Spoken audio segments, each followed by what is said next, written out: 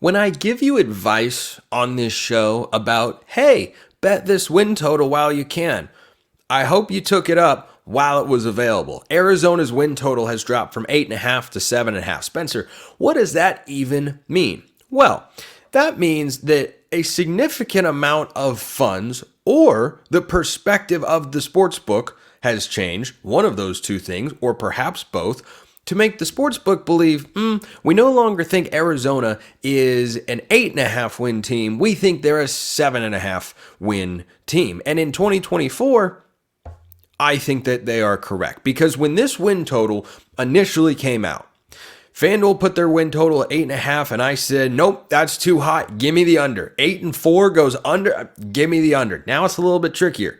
I don't know everything in terms of what to expect from Brent Brennan and the Wildcats this year as they move into the Big 12. What I do know is they've lost a lot. Now, when the casual college football fan thinks about Arizona, and far be it for me to be a Wildcats hater of any sorts, but this is just the way I see it right now. Arizona has not kept enough of last year's team for me to feel good about them. An 8.5 win total is something you get in a conference in which you are expected or capable of contending. I don't think Arizona is.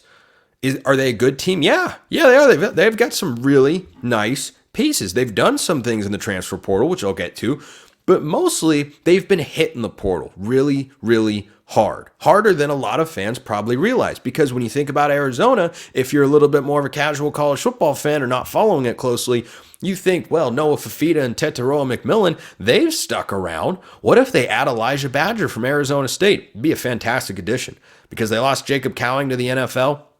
And Tanner McLaughlin, who was a really good piece at tight end in the passing game last year, they do not have all the same weapons. They don't have Jonah Coleman at running back. They don't have McLaughlin or Cowing, as I mentioned.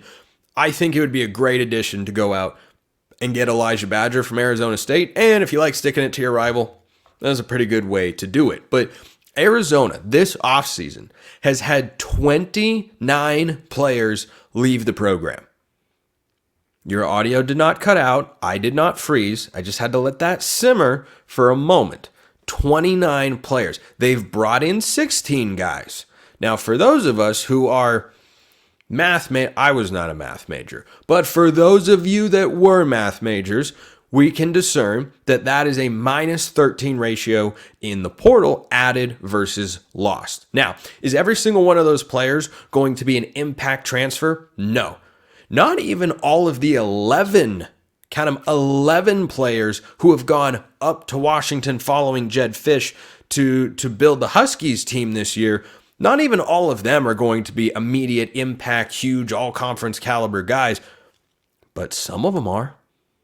You haven't lost an entire roster's worth or an entire portal class's worth of just, modest contributors. No, there are real guys in there. Guys like Ephesians Prysock, guys like Bill Norton.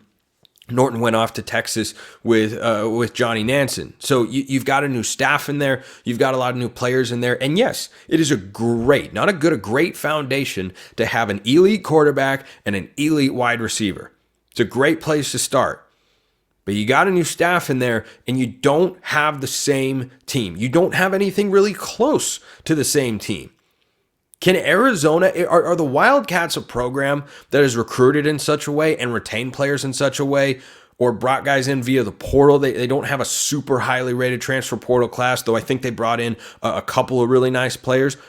Not enough to make up for what they lost. But are they the sort of program, just ask yourself the question, are they the sort of program that can overcome that big of a hit? I don't think the answer to that is yes. Because a lot of what they have done building up their roster over the last couple of years, a lot of those guys are with Jed Fish now. Not all of them, but some of them certainly are. And what's really telling here is not just that Arizona's win total has gone from 8.5 down to 7.5, but Washington's win total is 7.5. Washington, that lost 20 or 21 of their 22 starters from last year, that lost their head coach. That's how the betting market views the Huskies and the Wildcats. Same win total, and Washington's in a tougher conference. Washington's in the Big 10, Arizona's in the Big 12. I can tell you which one of those leagues is easier to go through. Huskies have a pretty tough schedule.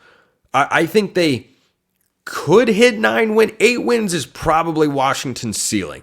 I think they're a 7 or 8 win team, and that 7.5 win total is probably right by our friends over at FanDuel. But a huge reason why, yes, they've brought in other players like Jeremiah Hunter from Cal, Will Rogers, of course, the quarterback from Mississippi State, Jed Fish being there. We know he's a good in-game coach. Those factors certainly play into Washington's win total being where it is at, even playing a pretty tough Big Ten schedule. They've got to play Oregon. By the way, they cannot overlook Washington State in the Apple Cup. I think the Cougs have had a pretty nice offseason, frankly.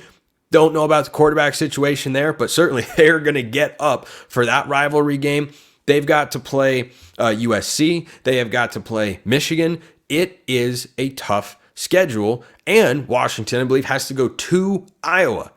These are hard football games. It is a tough schedule, but their win total is the same as Arizona's. So that's why I've been down on the Wildcats for the last couple months as the transfer portal has evolved here on the show, and that is once again being reflected in the betting market. Never underestimate the power of Locked On College Football. You have seen win totals move for Colorado. You have seen them move for Arizona. You never know. I guess you never know. Here's the silver lining in regards to the portal right now for the Wildcats. Takario Davis, not in the transfer portal anymore. He withdrew. He's one of several talented players who withdrew their name from the transfer portal. And you'd have to ask yourself the question, where would Brent Brennan and company be if those guys had decided to go on elsewhere? I don't know. I think they'd be in a really tough spot, but I think they can be all right. I think Arizona is at the very least a bowl team. I do not view them as Big 12 title contender. They have just lost too much. Arkansas has picked up.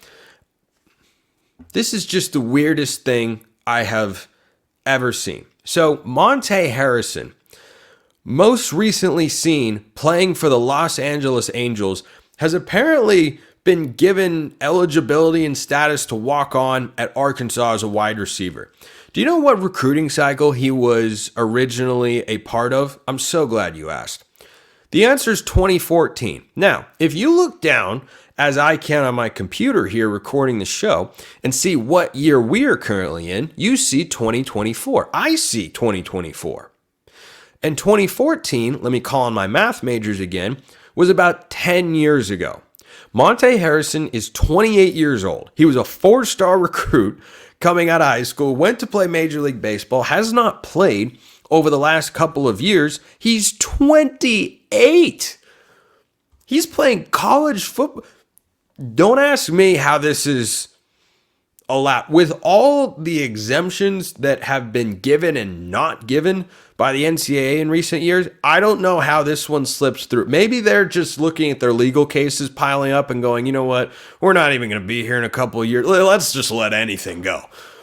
A 28-year-old playing college football. I have no idea how good he will be. But Talon Green and the Hogs have got a 28-year-old weapon on the perimeter. I've seen 24.